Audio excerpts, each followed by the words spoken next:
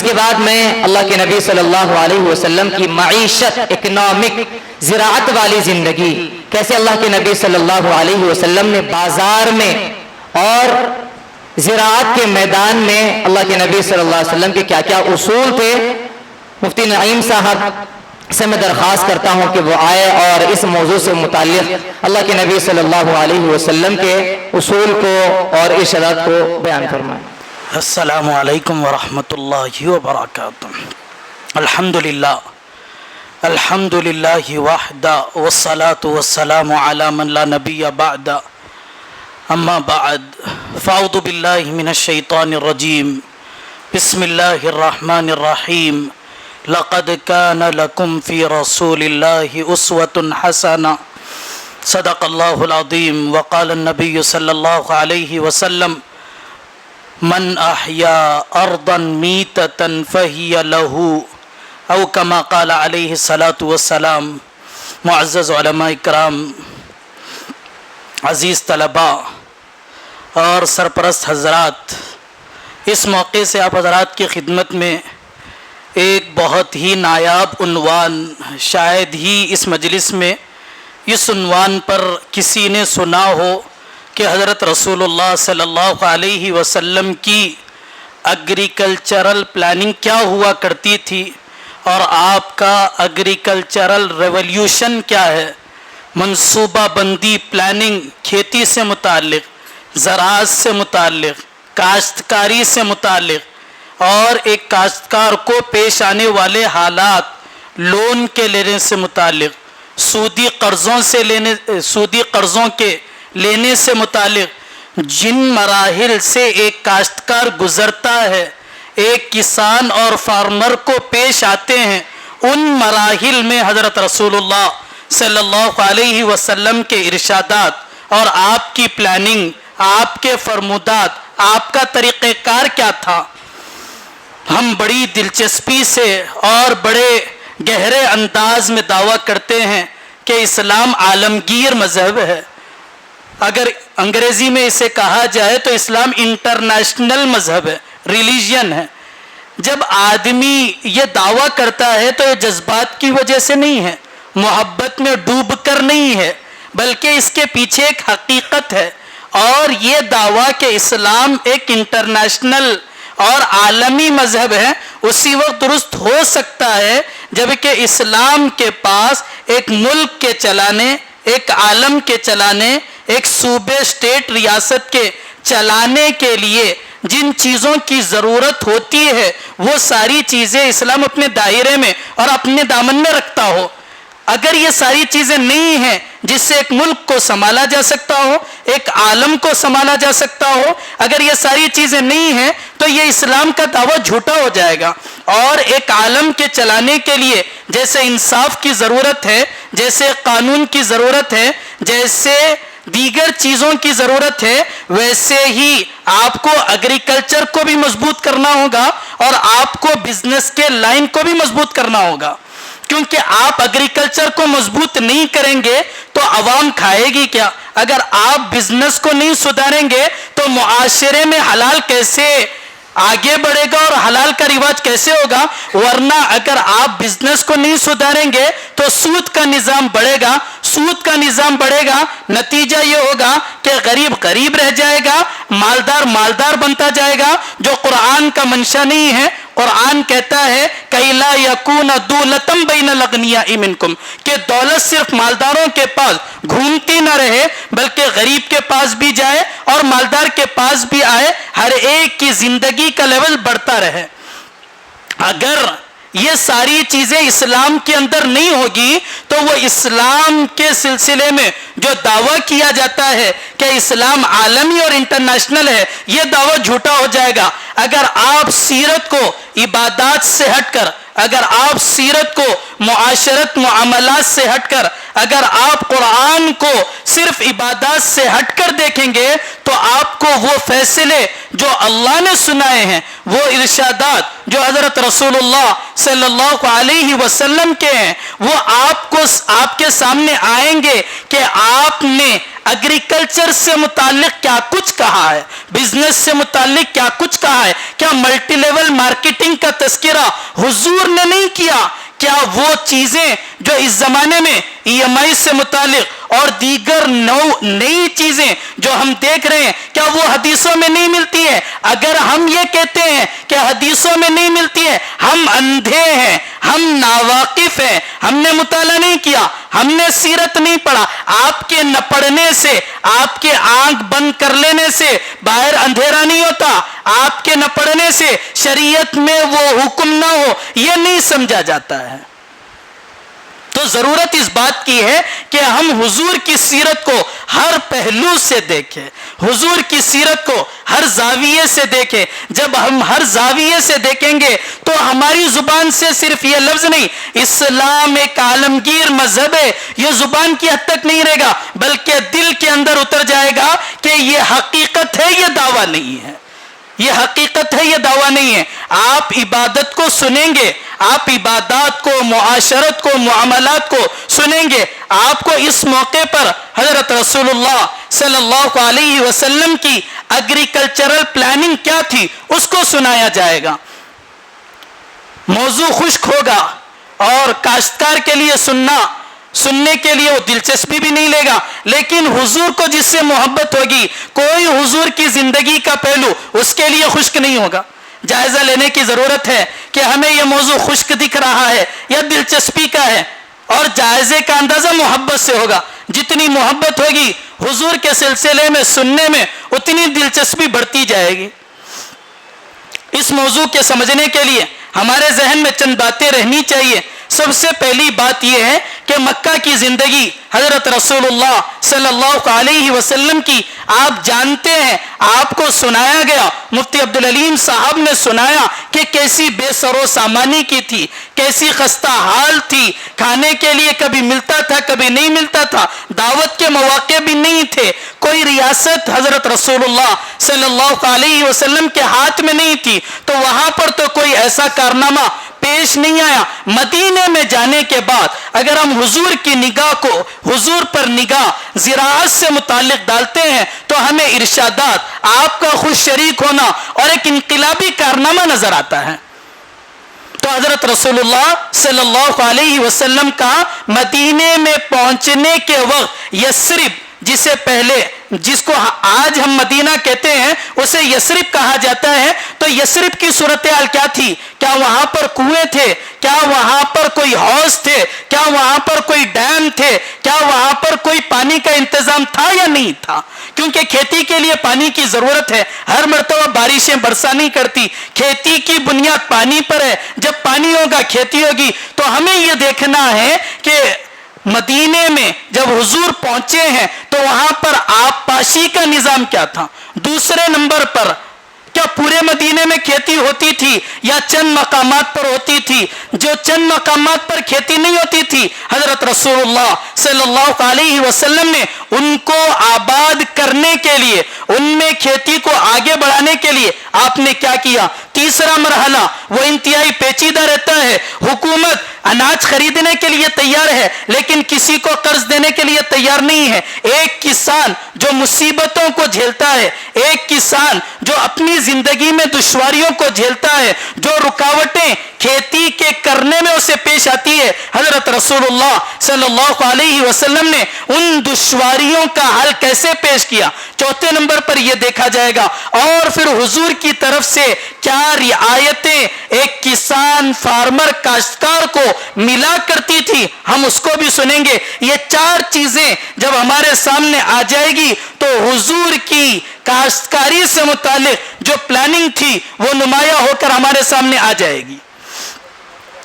حضرت رسول اللہ صلی اللہ علیہ وسلم جب یثرب پہنچے تو یہ کہنا غلط ہے کہ وہاں پر کھیتی نہیں ہوتی تھی، کھیتی ہوتی تھی، اور حدیثوں کی کتابوں میں دو کنووں کا تذکرہ تو عموماً ہمارے سامنے آتے رہتا ہے، بئر بضاعہ، बि'r बुदाआ, और एक कुआं, जिन दोनों का तस्करा हदीसों में मिलता रहता है। तो गोया के दो कुएं भी थे, हौज का तस्करा भी मिलता है, तालाब का तस्करा भी मिलता है, डैम का तस्करा नहीं मिलता। गोया के खेती के लिए जितनी चीजों की जरूरत होती है वो सारी चीजें मदीने में मौजूद थी, लेकिन खेती कितनी होती थी, लोगों की दिलचस्पी खेती की तरफ कितनी थी। जहां पर खेती होती थी उस जमाने में उसे मरबद कहा जाता था, और जहां पर बागात रहते थे उसे हाइद कहा जाता था।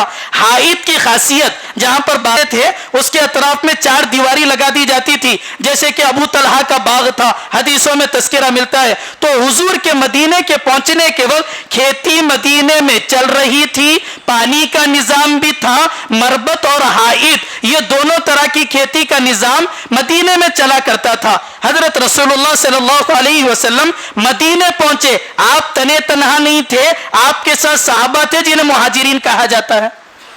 आपके साथ सहाबा थे जिन्हें मुहाजिरीन कहा जाता है। मुहाजिरीन वो थे जिन्होंने मक्का में अपने मकान को, अपने सामान को, अपनी तिजारत को, अपनी सारी चीजों को छोड़कर वो मदीने में आए थे।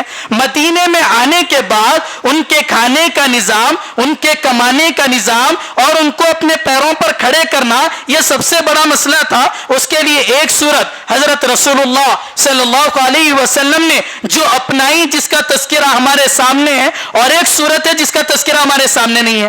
पहली सूरत यह थी कि मुआकात का निजाम आपने कायम किया कि अंसार को, बाज अंसारियों को और बाज मुहाजिरीन को आपस में एक दूसरे का भाई बना दिया। सवाल यह है कि जितने मुहाजिरीन आए थे क्या वो सारे के सारे अंसारियों के साथ जुड़ गए और मुआकात का निजाम उनमें कायम हो गया या नहीं हो गया, और क्या उस मुआकात का निजाम हमेशा के लिए बरकरार रहा? सवाल ये है। तो उसके बाद अगर हम देखते हैं तो हजरत रसूलुल्लाह सल्लल्लाहु अलैहि वसल्लम ने मदीने में पहुंचने के बाद ये कहा कि वो जमीनें जो खाली पड़ी हुई है, वो जमीनें जो बंजर है, ये मैं अपनी तरफ से नहीं, अबू उबैदा रदियल्लाहु अन्हु की रिवायत है कि वो जमीनें जो खाली पड़ी हुई है, बंजर है, जहां पर पानी पहुंचने का निजाम नहीं है और जहां पर खेती हो नहीं सकती है, लोग वहां तक पहुंच नहीं सकते हैं। अल्लाह के नबी सल्लल्लाहु अलैहि वसल्लम ने फरमाया ये सारी जमीनें हवाले कर दो, ये अल्लाह और उसके रसूल की है, ये अल्लाह और उसके रसूल की है। रियासत को मुस्तहकम करना, स्टेट को डेवलप करने के लिए अल्लाह के नबी सल्लल्लाहु अलैहि वसल्लम ने वो खाली, बेआबाद, बंजर, जहां पर खेती नहीं हो सकती थी, वो सारी जमीनें ले ली। वो सारी जमीनें लेने के बाद अल्लाह के नबी सल्लल्लाहु अलैहि वसल्लम के पेश नजर ये था और लोगों में ऐलान किया था कि ये अल्लाह और उसके रसूल के लिए है और इस पर एक आगे खेती का निजाम चलाना है। लेकिन आप जानते हैं कि मदीने में जाने के बाद गज़वे बदर का वाकया भी है, गज़वे ओहद का वाकया भी है, ये बैरूनी हमलों से दिफा का मसला भी था। तो उसमें आप उन जमीनों को तकसीम करने और उन जमीनों में खेती को करने के लिए उस निजाम को आप फौरन काबू में नहीं ला सके। सन 4 हिजरी तक वो जमीनें अल्लाह के नबी के पास रही, लेकिन तकसीम नहीं हुई, न किसी को वहां पर भेजा गया। सन 4 हिजरी के बाद कुछ इस्तक़लाल मुसलमानों में आया और उसके बाद अल्लाह के नबी सल्लल्लाहु अलैहि वसल्लम अब मदीने के निजाम को खेती के लिहाज से, एग्रीकल्चर के लिहाज से मजबूत करना है। इसके लिए अल्लाह के नबी सल्लल्लाहु अलैहि वसल्लम ने अबू बकर रदियल्लाहु अन्हु को बुलाया, दीगर सहाबा को बुलाया जो मुआकात में भी थे, दीगर को सबको बुलाया गया। उसके बाद अल्लाह के नबी ने कहा वो जमीनें जो गैर आबाद है, जहां तक पानी नहीं पहुंच सकता है, उस शख्स के लिए जो उसको आबाद करे। मैंने हदीस पढ़ी थी, मन अहया अर्दन मीततन फहिया लहू, जो मुर्दा जमीन को आबाद करेगा वो उसका मालिक है। तो अल्लाह के नबी सल्लल्लाहु अलैहि वसल्लम ने जो जमीनें ली गई थी और अंसार ने भी कुछ जमीनें अल्लाह के नबी को दी थी, वो सारी जमीनें अल्लाह के नबी सल्लल्लाहु अलैहि वसल्लम ने मुहाजिरीन के दरमियान जो खुद मुस्तकिल अभी नहीं हुए थे, चूंकि बैरूनी हमले भी थे और मदीने में मुआकात का निजाम था, तो खुद को मुस्तकिल करने के लिए मदीने में ज़िराअत के निजाम को मजबूत करने के लिए उन जमीनों को अल्लाह के नबी ने तकसीम किया। करने के बाद उनके अंदर दिलचस्पी पैदा करने के लिए आदमी अल्लाह के नबी की सोबत को छोड़कर चले जाए, अल्लाह के नबी के पीछे नमाज पढ़ने को छोड़कर चले जाए, अल्लाह के नबी के दीदार को छोड़कर चला जाए। अल्लाह के नबी सल्लल्लाहु अलैहि वसल्लम ने कि लोग उसकी तरफ जाए और मदीने के ज़राअत का निजाम मजबूत हो। अल्लाह के नबी ने فرمایا وہ لوگ جو اپنے ہاتھ سے اپنے مال سے اور اپنی کوشش سے محنت کرتے ہیں وہ لوگ جہاد کرنے والے ہیں اور وہ لوگ زیادہ بہترین ہیں جو وادیوں میں گھاٹیوں میں رہتے ہیں اور ڈرتے رہتے ہیں. حدیث کی کتابوں میں لکھا ہوا ہے کہ وادیوں اور گھاٹیوں میں رہنے والے سے اللہ کے نبی نے یہ لوگ جو زمینوں کو آباد کرنے کے لیے جانے والے تھے جا رہے تھے ان کے لیے اللہ کے نبی نے یہ ارشاد فرمایا. کیسے منصوبہ طریقے پر کیسی پلاننگ کے ساتھ کہ ایک اللہ کے نبی کی صحبت کو آدمی چھوڑ کر جائے اور مدینے کا زراعت کا نظام بھی مضبوط ہو جائے. اس کے لیے حضور صلی اللہ علیہ وسلم نے بہت زیادہ پلاننگ کے ساتھ کام کیا. اب لوگ وہاں پر چلے گئے. ابھی آپ نے مفتی آصف صاحب سے سنا کہ اللہ کے نبی صلی اللہ علیہ وسلم کی وفات کے وقت اور وفات کے بعد حضرت ابوبکر رضی اللہ عنہ مدینے میں موجود نہیں تھے. مدینے میں تھے لیکن تھوڑے سے دور کے فاصلے پر تھے. اللہ کے نبی صلی اللہ علیہ وسلم کے قریب نہیں تھے.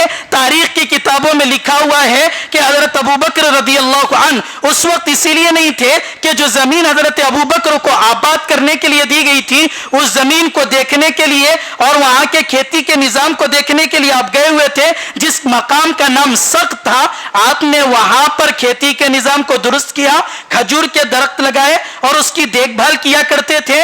تو حضور کے انتقال کے وقت وہ اس آباد کرنے والی زمین کی طرف گئے ہوئے تھے. اسی طریقے سے دیگر صحابہ کے بارے میں بھی ملتا ہے کہ وہ مدینے سے دور رہتے تھے تاکہ وہاں کی زمینیں آباد ہو جائے اور وہاں کی کھیتی کا نظام مضبوط ہو جائے. یثرب کا تذکرہ آیا, یثرب میں کھیتی کا تذکرہ آیا اور یثرب میں حضرت رسول اللہ صلی اللہ علیہ وسلم نے جو انقلابی کارنامہ کیا مردہ زمینوں کو آباد کرنے سے متعلق وہ آپ کے سامنے ذکر کیا گیا. اس کے بعد کا مرحلہ وہ جو انتہائی پیچیدہ مرحلہ ہے, کسان روتے روتے رہ جاتا ہے, آنسو بہاتے بہاتے رہ جاتا ہے, کوئی اس کا پرسان حال نہیں ہوتا, کوئی اس کا بیک سپورٹر نہیں ہوتا, کیونکہ جس کسان کے پاس پیسے نہیں ہوتے وہ بیج کہاں سے خریدے گا, وہ دوائی کہاں سے ڈالے گا, وہ مزدور کو کہاں سے لائے گا. اللہ کے نبی صلی اللہ علیہ وسلم نے 1400 سال پہلے آنے والے حالات اندیشوں سے مقابلے کے لیے اسی وقت اس کی تدبیر کی, پلاننگ کی کہ آپ صلی اللہ علیہ وسلم نے کھیتی کرنے والوں کو بہت زیادہ رعایتیں دی. کتنی زیادہ رعایتیں دی؟ وہ آدمی جو کھیتی کر رہا تھا معذور ہو گیا, وہ آدمی جو کھیتی کر رہا تھا لیکن اب اس کے پاس طاقت باقی نہیں رہی, ضعیف ہو گیا, یا وہ آدمی جو کھیتی کر رہا تھا مصیبتوں میں گرفتار ہو گیا, یا کھیتی کر رہا تھا اب ایسے حالات باقی نہیں رہے, یا کھیتی میں اس کو نقصان آ گیا. تو اللہ کے نبی صلی اللہ علیہ وسلم نے روایتوں کی روشنی میں ہے کہ آپ نے بیت المال سے ان کو وظیفہ جاری کیا, بیت المال سے ان کو وظیفہ جاری کیا کہ ان کے قدم جمے رہیں, وہ اس علاقے کو چھوڑ کر نہ آئے اور اپنی کھیتی کو سنبھالنے میں لگے رہیں. اللہ کے نبی نے بیت المال سے وظیفے کو جاری کیا. اس کے بعد کا اور ایک پیچیدہ مرحلہ ہے کہ کیسے کھیتی کرنے والا ایک کسان بیج وغیرہ خریدے. اس زمانے میں تو لون لیا جاتا ہے. اللہ کے نبی نے اس زمانے میں دیکھا کھیتی کرنے والے ہیں لیکن قرضوں میں ڈوب جانے کی وجہ سے وہ اپنی کھیتی کے نظام کو آگے نہیں بڑھا رہے ہیں. جو کمائی ہوتی ہے وہ سود پر دینا پڑتا ہے, جو کمائی ہوتی ہے وہ بیاج پر دینا پڑتا ہے. اب کیسے ان کسانوں کو جو اپنے پیسوں کو سود پر لٹا رہے ہیں اور کھیتی کا نظام آگے نہیں بڑھا ہے, اللہ کے نبی صلی اللہ علیہ وسلم نے اس زمانے میں عبد الرحمن بن عوف جیسے سیٹ بھی اس زمانے میں موجود تھے جن کی تجارتیں بہت بڑی ہوا کرتی تھی, جن کا اونٹ مدینے میں ایک ہوتا تھا تو ایک مکہ میں ایک مدینے میں ہوتا تھا اور سارے اونٹ پر سامان تجارت رہتا تھا. اللہ کے نبی صلی اللہ علیہ وسلم نے ان تاجروں کو ترغیب دی, ان تاجروں کو ترغیب دی کہ یہ جو کاشت کرنے والے ہیں, کسان ہیں, فارمر ہیں, ان کو تم قرضہ دو. قرضہ دینے کے بعد 1 سال کے بعد جب ان کی پیداوار ہو جائے تو پہلے سال ہی ان سے قرضہ نہ لے لینا, پہلے سال ہی ان سے قرضہ نہ لے لینا. اگر تم نے قرضہ واپس لے لیا, ان کے پاس کوئی آمدنی بھی نہیں ہے اور نظام کو آگے بڑھنے کی کوئی شکلیں بھی نہیں رہتی ہے, آدھا اس سال لینا آدھا آئندہ سال لینا. تو اس طریقے سے سودی قرضوں سے کسانوں کو بچایا گیا تاکہ وہ کھیتی کے نظام میں آگے بڑھتے رہیں. اس کے بعد کا مرحلہ تھا کہ کھیتیوں کی حفاظت ہو. جانور آتے ہیں کھا لیتے ہیں, لوگ آتے ہیں جھاڑ کو کاٹ دیتے ہیں. اس زمانے میں بھی کہا جاتا ہے جہاں پر جھاڑ کو کاٹا جاتا ہے اس کے خلاف آوازیں اٹھتی ہے. اللہ کے نبی صلی اللہ علیہ وسلم نے اس زمانے میں فرمایا تھا جس کو تم کھیتی کاٹتے ہوئے دیکھو, جس کو تم جھاڑ کاٹتے ہوئے دیکھو, تم اس کو مارو اور اس کے پاس جو چیز ہے اس کو چھین لو, اس کے پاس جو چیزیں ہیں اس کو چھین لو تاکہ کھیتیوں کی بھی حفاظت ہو جائے. یہاں تک لکھا ہوا ہے کہ جانوروں کی حفاظت کی بھی اللہ کے نبی صلی اللہ علیہ وسلم نے فکر کی. ایک تو جانور کا بھی حق ہے, وہ بھی اللہ کی مخلوق ہے, ظلم اس پر کرنے کی اجازت نہیں ہے. دوسری وجہ یہ ہے کہ اس زمانے میں کھیتی کرنے کے لیے کوئی نئے آلات نہیں تھے, کوئی مشینری نہیں تھی. اس زمانے میں کھیتی ہوتی تھی تو وہ جانوروں کے ذریعے ہوتی تھی. اللہ کے نبی صلی اللہ علیہ وسلم ایک باغ میں داخل ہوئے, اونٹ کی آواز آپ نے سنی, اس کے قریب آپ گئے, جا کر سنا تو وہ اونٹ کہہ رہا تھا کہ یہ مالک مجھے کھانا نہیں دیتا ہے. تو اللہ کے نبی نے مالک سے شکایت کی اور کھانا دینے کو کہا. اس واقعے کو ذکر کر کر ایک کتاب والے لکھتے ہیں کہ اللہ کے نبی نے کھیتی کے نظام کو مضبوط کرنے کے لیے جانوروں کی حفاظت کا بھی حکم دیا, کیونکہ جانور ختم ہو جائیں گے کھیتی کا نظام متاثر ہو جائے گا. جانور ختم ہو جائیں گے کھیتی کا نظام جس طریقے سے آگے بڑھنا ہے اس طریقے سے آگے نہیں بڑھے گا. بتاؤ یہ حضور صلی اللہ علیہ وسلم کی پلاننگ اور آپ کے ارشادات کیا اس زمانے میں اگر اپنا لیے جائیں, کسان ان کو اپنا لے یا حکومت اس کو اپنا لے, تو کیا کھیتی کے نظام کو آگے نہیں بڑھایا جا سکتا ہے؟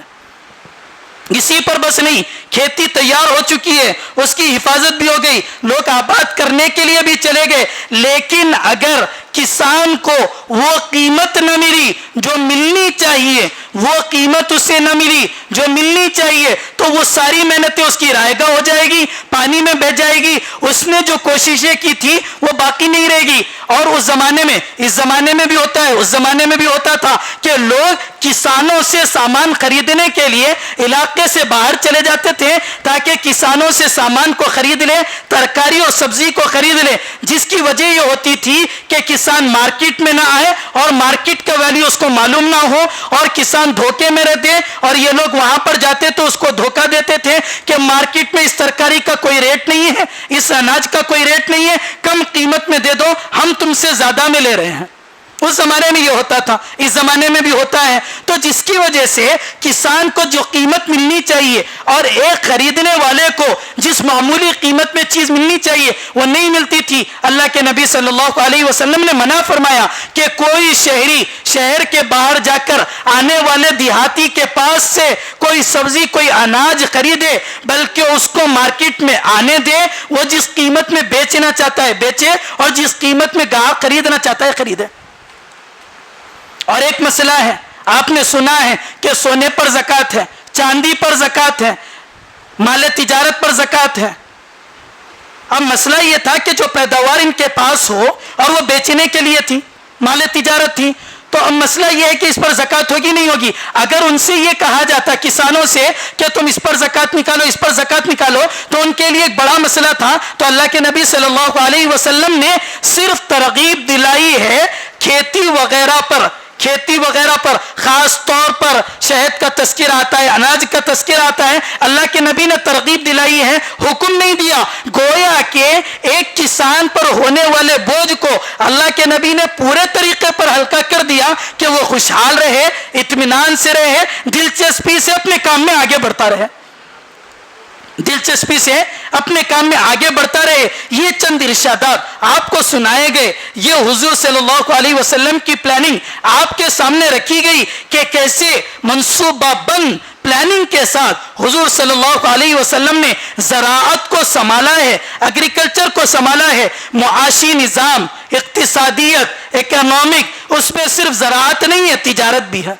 زراعت نہیں ہے, تجارت بھی ہے. میں نے کہا تھا کہ دو حصے ہیں میرے عنوان کے, ایک تو زراعت ہے اور ایک تجارت ہے. تجارت کی میں تفصیل ذکر کرنا نہیں چاہتا ہوں, لیکن وہ چند ارشادات جو حضور صلی اللہ علیہ وسلم کے تجارت سے متعلق ہے وہ ارشاد نہیں ہے, وہ جوامع الکلم ہے, وہ ایک بات نہیں ہے, وہ ایک ایسا اصول ہے جو اس زمانے کی کئی تجارتوں کو اپنے اندر لے لیتا ہے. اور انہی ارشادات میں ایک ارشاد اللہ کے نبی صلی اللہ علیہ وسلم کا نہا عن بیع و شرط ہے. اللہ کے نبی صلی اللہ علیہ وسلم نے کسی چیز کو بیچنے اور اس پر شرط لگانے سے منع فرمایا. کسی چیز کو بیچنے اور شرط لگانے سے منع فرمایا. علماء نے لکھی وجوہات کو لکھا ہے ای ایم آئی کیوں منع ہے. ایک وجہ یہ بھی ہو سکتی ہے کہ جب آپ معاہدہ کرتے ہیں کسی چیز کے خرید لینے کا تو اس وقت ہڈن کنڈیشنز میں یہ لکھا رہتا ہے کہ اگر آپ 1 مہینے کی ای ایم آئی نہیں بنیں گے تو آپ پر اتنا انٹرسٹ لگایا جائے گا. گویا کہ بے ہو رہی ہے اور کنڈیشن شرط لگائی جا رہی ہے کہ مہینے میں اگر آپ نے اتنے پیسے ادا نہیں کیے تو آپ پر اتنا انٹرسٹ لگایا جائے گا. تو یہ ایک ارشاد تھا اللہ کے نبی صلی اللہ علیہ وسلم کا, آج کا نہیں 1400 سال پہلے کا تھا. لیکن اس زمانے کے کتنے معاملات کو وہ گھیر لیتا ہے اور نئی شکلوں کے حل کو کیسے پیش کرتا ہے. اسی طریقے سے ملٹی لیول مارکیٹنگ ہے, اس زمانے میں رواج بڑھتا گیا. صرف چین رہتی ہے, کوئی قبضہ نہیں ہوتا, صرف تجارت ہوتی. تجارت کے نام پر لوگ معاملہ کرتے رہتے ہیں, نہ بیچنے والے کے پاس کوئی سامان ہے نہ خریدنے والے کے پاس کوئی سامان ہے. اللہ کے نبی صلی اللہ علیہ وسلم نے فرمایا نہا عن بیع قبل القبض, کہ کسی چیز کو بیچنے سے اللہ کے نبی نے منع فرمایا قبضہ کر لینے سے پہلے, اپنی ملکیت میں آنے سے پہلے. یہ جو ارشاد ہے یہ کتنی چیزوں کو گھیر لیتا ہے. تو بزرگوں اور دوستوں, ہمیں سوچنا چاہیے کہ اللہ کے نبی صلی اللہ علیہ وسلم کامل ہے, معاشرت کے لحاظ سے کامل ہے, معاملات کے لحاظ سے کامل ہے, عبادات کے لحاظ سے کامل ہے, ایگریکلچرل پلاننگ کے لحاظ سے کامل ہے, بزنس کی پلاننگ کے لحاظ سے. ضرورت ہے کہ ہم اس پلاننگ کے طریقے کو اپنائیں. ضرورت ہے کہ حکومتیں اس زراعت کے نظام کو اپنائیں. اگر وہ زراعت کے نظام کو سدھارنا چاہتی ہے, ایگریکلچر کو ڈیولپ کرنا چاہتی ہے, یہ ارشادات جو آپ کے سامنے ذکر کیے گئے یہ ایک ارشاد نہیں بلکہ یہ ریولوشن ہے. یہ حضور کی زندگی کا جو حصہ ذکر کیا گیا ہے یہ عام حصہ نہیں ہے بلکہ یہ ریولوشن رکھنے والا حصہ ہے. اللہ پاک سے دعا ہے کہ جو باتیں کہی گئی ہے اللہ پاک ان باتوں کے سننے کے بعد ہماری زندگیوں میں, ہمارے دلوں میں حضور کی عظمت کو بڑھا دے کہ ہمارے نبی کتنے کامل تھے, ہمارے نبی کتنے اتم تھے. امت کو کسی موڑ پر, کسی مرحلے پر, کسی مورچے پر آپ نے بے یار و مددگار یتیمی کی حالت میں نہیں چھوڑا ہے. وآخر دعوانا ان الحمدللہ رب العالمین. جمال الوجود بذكر الإله وتصف